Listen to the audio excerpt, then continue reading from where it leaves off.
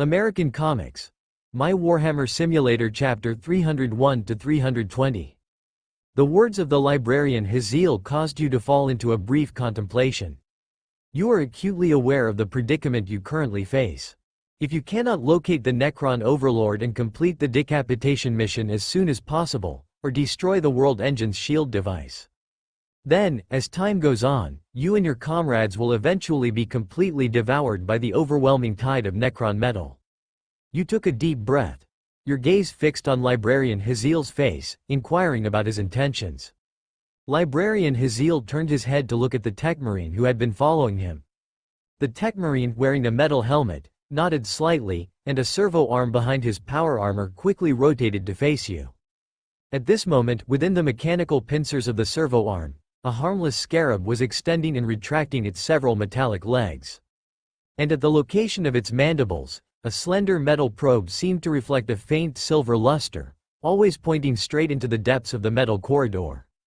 You narrowed your eyes slightly, staring at the scarab. You ultimately chose to trust your battle brother, Librarian Haziel's judgment. Having received the approval of you, the chapter master, Librarian Haziel, holding a power staff, led the way at the very front of the formation. He will guide your path and direction. You and the other battle brothers raised Xeno weapons, alert to any movements in the surroundings, guarding against possible Necron attacks. Perhaps your luck was blessed by the Emperor, or perhaps the cautious guidance of mysterious forces played a role. Soon after, you successfully arrived at the place indicated by the scarab, a hidden area located in the middle of a massive metal foundation. You immediately saw a Necron mechanical device that was completely different from what you had imagined. Surrounded by layers of metal pipes and cables, the key components of this mechanical device were actually fresh, moist, and bloody human brains. And more scarabs, like diligent nannies, gathered below the mechanical device, constantly tending to the subtle operations of the entire machine. You vaguely sensed that every Astartes who saw this terrifying mechanical device subconsciously felt wary of Librarian Haziel. You immediately and without hesitation grabbed your phase sword and walked to Librarian Haziel's side. You once again asked him about his next plan. Librarian Haziel did not hide anything from you. He wanted to open up the psychic defenses in his mind and establish a brief connection with the mysterious forces, in order to try to obtain a method that could guide you to ultimate victory. You frowned slightly. You ultimately agreed to his request. However, just as Librarian Haziel intended to approach that terrifying mechanical device alone, Brother Jagan, who had been painstakingly helped up by the apothecary, suddenly walked in front of you. Chapter Master, Librarian Haziel. We cannot know what will happen next. It is very likely a trap, so, if sacrifices are needed, then it is most valuable for me and the other seriously injured battle brothers to take over. The pale-faced Jagan said to you and Librarian Haziel with great composure. Although the leaders of the Astral Knights are always prepared to abandon the lives of their battle brothers in exchange for greater victories, it is not now, and I cannot stand idly by and watch other battle brothers make any sacrifices for me. Librarian Haziel sternly rejected his kind offer. At this moment, your gaze suddenly swept over all the Astral Knights present. You clearly saw the cracks and many injuries on their power armor, as well as the traces of fatigue hidden inside their metal helmets. You took a deep breath and quickly turned to walk towards the extremely terrifying mechanical device. Wait, Chapter Master. The intense shouts from Jagan and Librarian Haziel, as well as the other battle brothers, immediately reached your ears. If this is indeed a trap, then you can continue to complete the remaining tasks without the chapter master, but if you lack the help of any of you, an astral knight with only a chapter master is useless for the final victory. You said in a deep voice to everyone without turning your head. Ignoring everyone's words and the attempts of their tall figures to stop you, you quickly came to the front of the mechanical device. Countless scarabs, as if they had received mysterious instructions, did not attack you as they wriggled their metallic legs. Subsequently, an extremely slender metal probe suddenly extended outwards from the inside of the mechanical device, the sharp needle almost touching your face. You immediately waved your hand to stop those battle brothers who intended to rush forward and forcibly stop you. You took a deep breath, and one of your wide-open eyes fearlessly pushed against the sharp needle of the metal probe. In an instant, you subconsciously clenched your teeth, making not the slightest sound of pain. but your tall body still knelt heavily on the ground, making a deafening roar. At this moment, your consciousness seemed to be plunged into a rapidly rotating blender. Fragments of ancient images were constantly being poured into the depths of your mind. You seemed to see a large expanse of slowly wriggling, mottled clouds, or a large pool of spilled paint. Immediately afterwards, you seemed to hear the roars and shouts from countless overlapping voices in your ears, and even your nostrils seemed to smell an intense stench and fragrance. Your brain and sensory system were completely disrupted by the massive amount of information poured in by the mechanical device. You could not help but let out a heart-rending roar from your mouth. At this moment, a gradually clearer ancient face suddenly appeared in your gradually blurred vision. It was a tall alien sitting on a throne of flames. The silver skin of the other party, constantly flowing like liquid metal, repeatedly flashed with terrifying flames of various colors. It also had 8 or more arms and limbs, each hand holding an ancient treasure symbolizing desire and power. You seemed to see broken scepters, shattered blades, or crumbling jewels, and the massive jaws of a tyrannid beast. You even saw the Necron's past life, countless parched and broken-skinned Necronder bowing and prostrating beneath the tall alien's throne of flames, constantly chanting the other party's great power and blurred name. You gritted your teeth and squeezed out an extremely difficult roar from between your teeth. World Shaper, Igrinya, thank you all for your support. You have encountered the most powerful non-psionic entity in the void of the universe, the embodiment of various physical laws, the true gods of the mortal world, the star gods. Your vague consciousness received a complex stream of information filled with deep resentment and endless torment from the third eye on its forehead. Almost instantly, you knew the complete map of the world engine and the Necron Overlord exact location. You faintly heard the star gods roar and promise. It was a beautiful oath about helping the Astral Knights chapter achieve final victory and ending all suffering. You also had to make a secret agreement with it, otherwise, you would not be able to sever the complex information stream that was constantly connected to it. You successfully helped the Astral Knights chapter gain an alien ally of unknown allegiance but with terrifying strength. Your disoriented senses and vague consciousness are gradually returning. With your remaining single eye, you saw the magnificent sight of a large number of Astartes gathered around you. You took a deep breath and gritted your teeth to endure the extreme pain of the metal probes slowly being withdrawn from your eyeball. Battle brothers, reorganize the ranks and take the time to rest. We have unexpectedly gained a powerful ally who also hates the Necrons, and it has given us the Necron Overlord exact location. You reluctantly raised your head, scanning the crowd around you, and said in a hoarse voice. You slightly closed your bleeding eye, trying to restore your chaotic mind. You, kneeling on the ground, were slowly helped up by Librarian Heishi. You casually grasped the phase blade that he handed over, supporting your exhausted, towering body. About half an hour later, you, whose strength had gradually recovered, immediately led the main force of the Astral Knights chapter. You quickly headed towards the Necron Overlord location, which was clearly visible in the depths of your mind. Along the way, even with the constant guidance of the complete map of the world engine, you still encountered more Necron forces trying to encircle and intercept you. You valiantly drove your power armor, its ceramite shell battered and broken, at the very front of the formation. You brandished your indestructible phase blade, leading your battle brothers to continue charging forward. Unfortunately, facing emotionless Necron warriors, as well as Necron immortals mixed into their ranks, and even more terrifying Necron destroyers. Even though your fighting spirit grew stronger with each battle, your casualties gradually became severe. Even though you led your forces to repeatedly charge and fight on the battlefield, wielding the phase blade in your palm as if a Primarch had descended.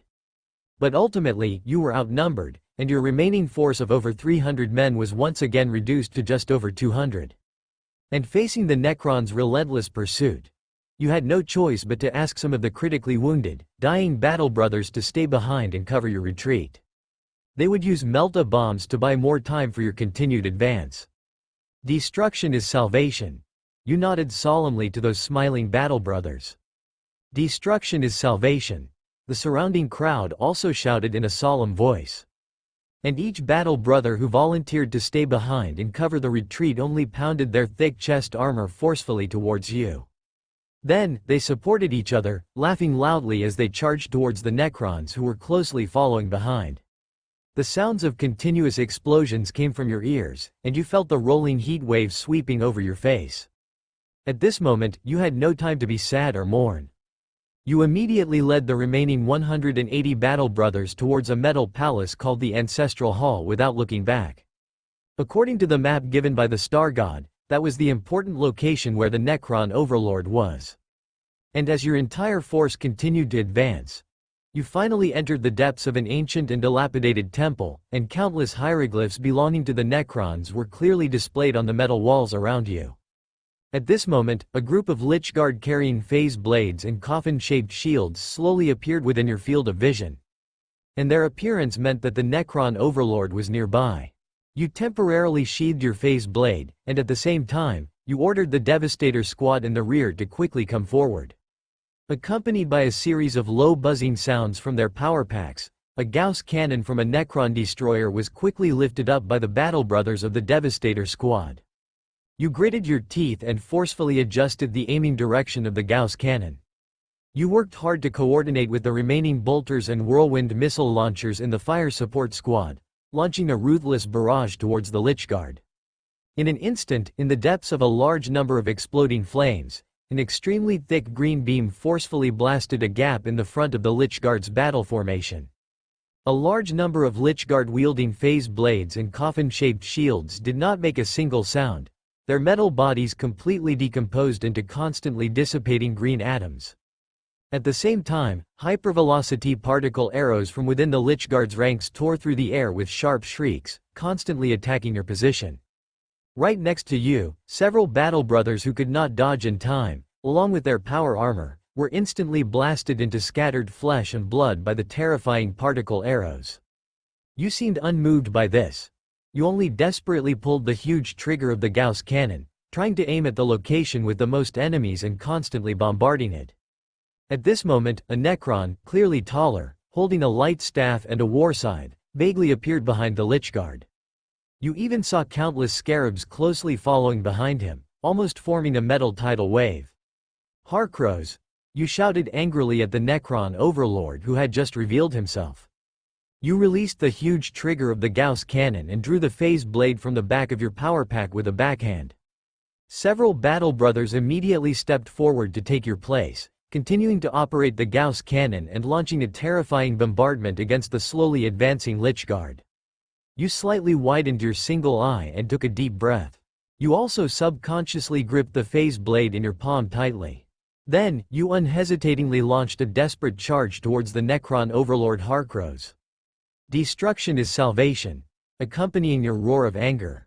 Except for a portion of battle brothers responsible for suppressing enemy fire. Almost all of the Space Marine Knights picked up Xeno weapons in their palms, roaring and following behind you. At this moment, they held no fear towards the Necron Lord and his Lich Guard. Even if their towering bodies were blasted into oblivion by the enemy's terrifying beams, they did not stop their charging pace. You forcefully drove your power armor, with its battered ceramite shell, straight into a gap in the Lich Guard's battle line. The phase sword, tightly gripped in your palm, flashed like streaks of green lightning, constantly slicing through the Necron's metal bodies. You charged towards the Necron Lord without regard for anything else. You suddenly slammed on the brakes, forcibly seizing a coffin-shaped shield from the metal limbs of a Lich Guard. Instantly, a barrage of energy lightning bolts, erupting in midair, scattered towards your position from the Necron Lord's Staff of Light. Your towering form was almost completely enveloped by the energy lightning bolts. If you hadn't been quick-witted enough to snatch a coffin shield, you would have been burned into black charcoal by the sudden attack. Chapter Master, at this moment, the battle brothers following behind you charged forward with all their might. They desperately fought to carve out a fleeting path of attack for you through the converging Lich Guard. Harkairas, prepared to die, you roared from your mouth. You desperately drove your even more battered power armor forward. Wielding the phase sword and the coffin shield, you forced your way out of the Lich Guard's battle line, launching an attack towards the Necron Lord without hesitation. The next moment, a massive scythe blade slashed through the air, crashing down towards the top of your head. Human. Extinction. At the same time, The Necron Lord Harkyras seemed to squeeze out a few imperial words from beneath his metal face, offering a chilling response to your roar. Without any expression, you raised the coffin shield upwards, bracing it against the scythe blade. However, at the instant the shield's metal surface, wreathed in green light, was about to make contact with the scythe blade, you suddenly released your grip on the coffin shield. Your hands re-gripped the phase sword, and after stepping forward, you used all your strength to sweep it horizontally across the Necron Lord's shin. At this moment, even the Necron Lord, whose living metal was of a much stronger consistency, could not withstand the terrifying power of the phase sword. The opponent's towering body was instantly split in two, and the entire upper half crashed heavily to the ground. You continued to swing the phase sword without hesitation. You quickly severed the opponent's metal arm and staff of light as they were being raised. You even successfully beheaded the Necron Lord. At this moment, the controller of the world engine, Borses, the Necron Lord Harkyras, was completely destroyed. The next second, countless scarabs, surging back and forth like seawater, were about to swarm ferociously over your towering body. But the metal insect tide was immediately and completely controlled by an invisible, powerful force, turning instead to launch a terrifying wave of devouring towards the Lichguard. After all the fighting had temporarily ended, only 88 battle brothers remained around you. And you found that almost every battle brother was exhausted and seriously injured. You frowned and raised your head, your gaze fixed on the silver shield that still had not disappeared in the sky, and a sigh escaped your lips. You forcefully hoisted the phase sword, drove your ceramite-shelled, battered power armor, and walked to the front of the group. Space Marine Knights, the Necron Lord is dead, but the world engine's shield device still shows no signs of stopping, and the battle brothers responsible for destroying the shield device have not sent any information either. Perhaps their efforts have also failed, you said slowly, gazing at the crowd. For the Imperial citizens of the Valfar system, and for the ultimate victory of our Space Marine Knights chapter, I intend to fulfill the secret agreement with that Xeno ally. But for your peace of mind in these final moments, this task will be completed by me alone. You were silent for a moment, and then suddenly ordered the others to hand over the melta bombs they were still carrying. You firmly hung the melta bombs on every part of the power armor, and those that could not be hung were simply tied on. Ignoring the desperate pleas of the chapter members, you ordered them to stand by in place. Alone, you followed the constant guidance of a large group of Canoptech scarabs, gradually walking towards an unknown direction. Soon after, you once again encountered those Necron teams scattered throughout the world engine. You continued to lurk forward, trying not to alarm them. However, with the final demise of the Necron Lord, many of the insane Necron monsters lurking deep within the world engine were also completely out of control and quickly revealed themselves in front of you. At this moment, a huge monster, composed of Necron bodies whose every joint was covered in rust, burst through the ground ahead, roaring and howling mindlessly at your towering form.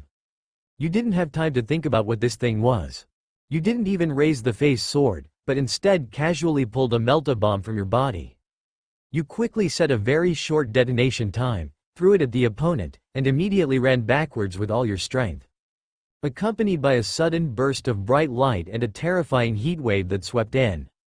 That unknown Necron monster was completely melted into pools of boiling, high-temperature molten iron, flowing across the ground.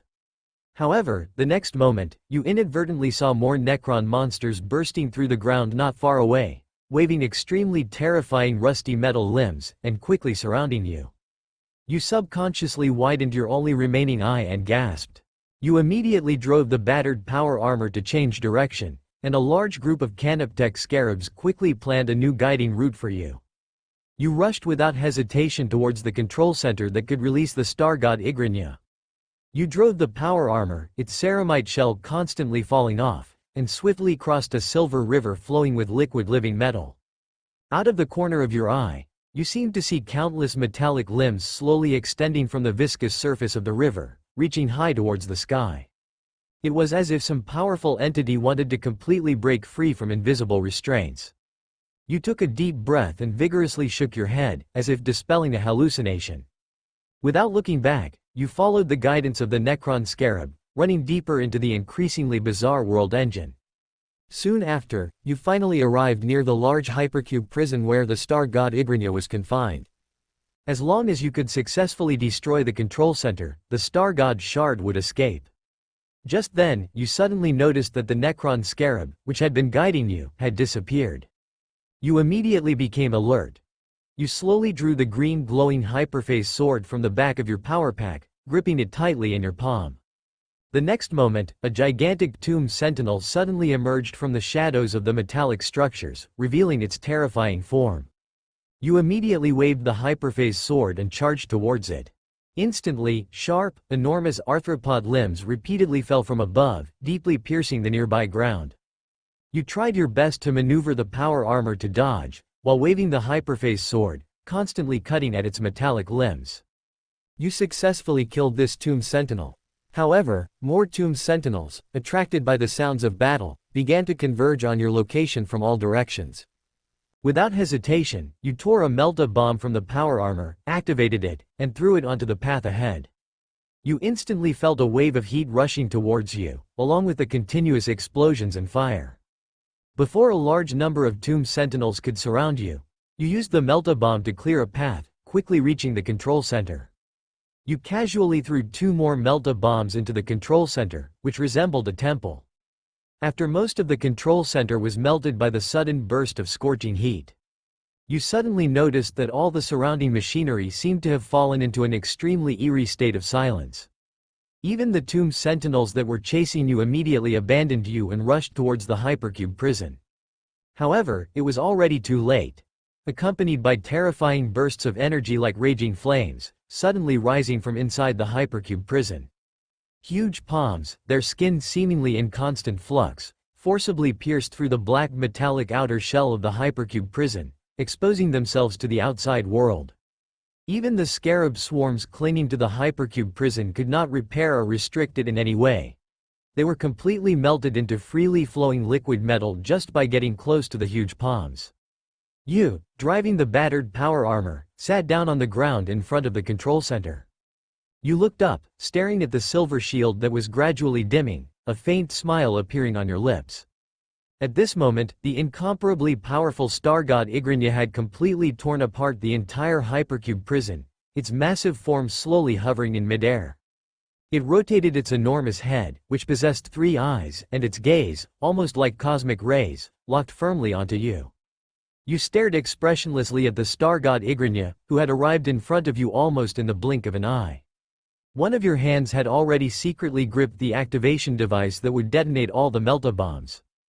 The agreement has been fulfilled. Without the energy, the world engine Bortius will surely fall.